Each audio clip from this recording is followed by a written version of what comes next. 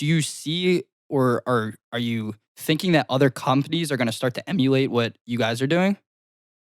Sure. The reality of the blind Dutch auction model, the IPO model, like I said, we didn't make it up, and there's no reason why other people can't do it as well.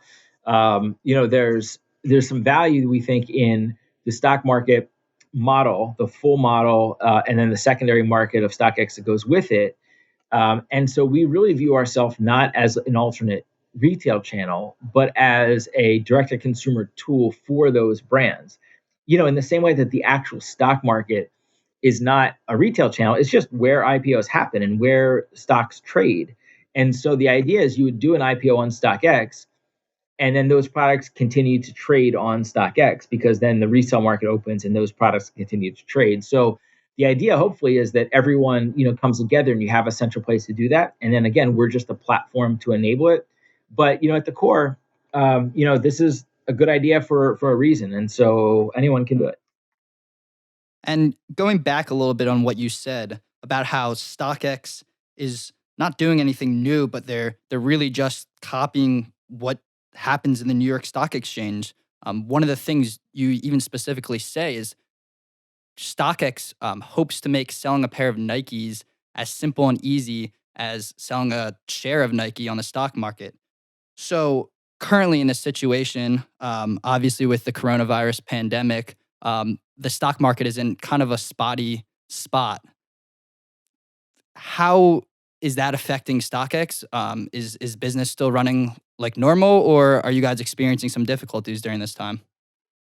Yeah, we're very very fortunate compared to most of the e-commerce world in that one, we're 100% online.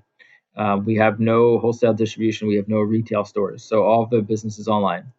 And two, even though at first glance the products that we sell are not necessities and they are luxury goods, and people the gut reaction is, oh, well, nobody really needs a pair of Yeezys. No one really needs Jordans, and that is true.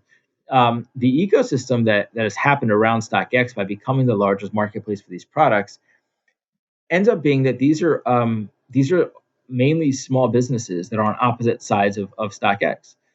You have a lot of people that are buying and selling shoes in order to pay their bills, in order to put food on their family's table.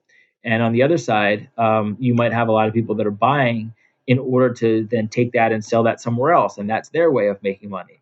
So there's so much of this that is a business, economy that exists in addition to obviously the consumers who ultimately want the products.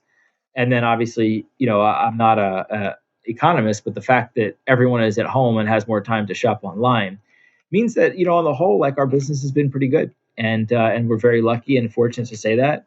We don't sort of count our chickens. We understand that it's a very turbulent time, and things could change quickly, but so far it's been pretty good, and it kind of makes sense when you think about the sort of underlying factors of what StockX is, and who the buyers and sellers are.